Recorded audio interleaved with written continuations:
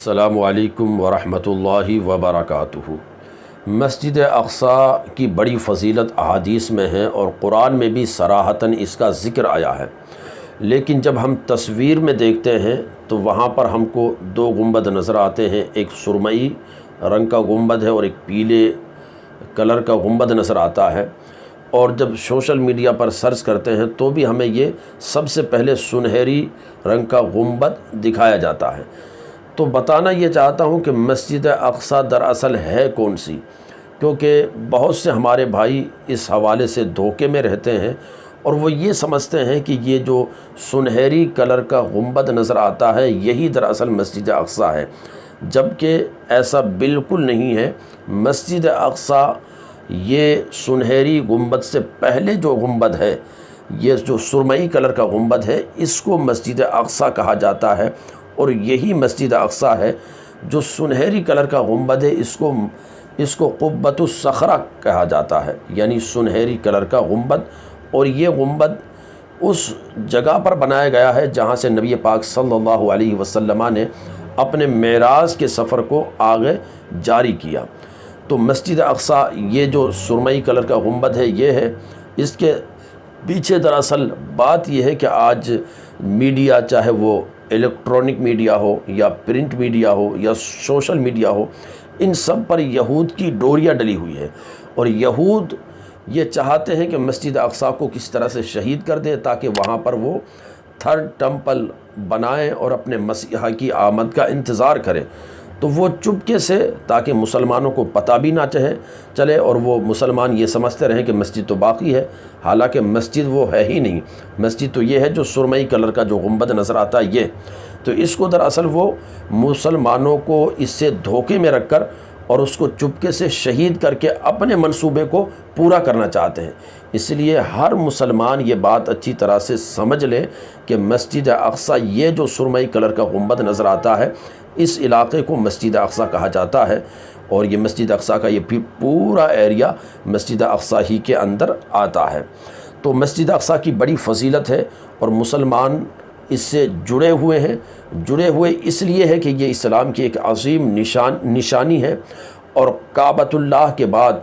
دنیا میں دوسرے نمبر کی جو مسجد بنائی گئی ہے وہ کوئی اور نہیں ہے بلکہ مسجد اقصی ہی ہے۔ اور پھر ایک بات یہ اور کہ نبی پاک صلی اللہ علیہ وسلم نے سفر معراج کا آغاز فرمایا تو آپ نے مسجد حرام سے مسجد اقصی تشریف لائے، اسی جگہ پر تشریف لائے، اور یہاں پر آپ نے تمام انبیاء کرام کو نماز پڑھائی، اور پھر یہاں سے آپ نے آسمان کی طرف اپنا سفر جاری کیا، جسے سفر معراج کہا جاتا ہے۔ تو نبی پاک صلی اللہ علیہ وسلم کے سفر معراج سے بھی اس کو ایک تعلق ہے، اور پھر یہ بھی بہت سے انبیاء کرام یہاں پر آتے رہے ہیں، اور بلکہ روایتوں میں بیان کیا جاتا ہے کہ تقریباً 30,000 انبیاء کرام ہیں جن کی قبریں، جن کے مزارات اس مسجد کے آس پاس کے علاقوں میں ہیں، مسجد کے آس پاس میں ہیں۔ اب یہ کہ اس مسجد میں نماز پڑھنے کی بھی ایک اپنی ہی فضیلت ہے۔ نبی پاک صلی اللہ علیہ وسلم ارشاد فرماتے ہیں، حضرت انس رضی اللہ تعالیٰ عنہ سے روایت ہے کہ جو بندہ اپنے گھر میں نماز پڑھے تو اسے ایک نماز کا ثواب ملتا ہے، اور اگر وہی نماز جا کر مسجد محلہ میں پڑھتا ہے تو اسے 27 یا 25 گنا ثواب ملتا ہے، اور وہی نماز جا کر اگر کوئی بندہ ایسی مسجد میں ادا کرتا ہے جہاں جمعہ قائم ہوتا ہے تو اس کو 500 نمازوں کا ثواب دیا جاتا ہے۔ اور پھر اگر وہ بندہ نماز پڑھتا ہے مسجد اقصی میں جا کر،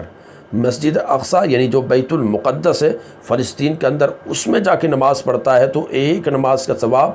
5000 نمازوں کا ثواب دیا جاتا ہے۔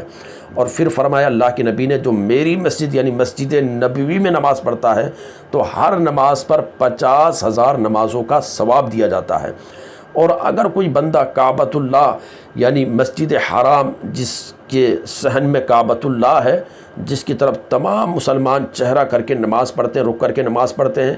اس میں کوئی نماز پڑھے گا جا کر مسجد حرام میں تو اس کو ایک نماز پر 1,00,000 نمازوں کا ثواب دیا جاتا ہے۔ تو مسجد اقصی اپنی جگہ پر ایک الگ اہمیت رکھتی ہے، اور اس کا اسلام کے اندر ایک الگ شان ہے، الگ مقام ہے۔ یہی وجہ ہے کہ ہمیشہ سے مسلمان اس مسجد کی خدمت کرتے رہے ہیں، اس کی بازیابی کے لیے اپنے تن من دھن سب کی قربانیاں پیش کرتے رہے ہیں، اور آج بھی الحمدللہ فلسطین کی سرزمین پر وہاں کے نوجوان، وہاں کے بہادر اس کے لیے اپنے خون اور اپنا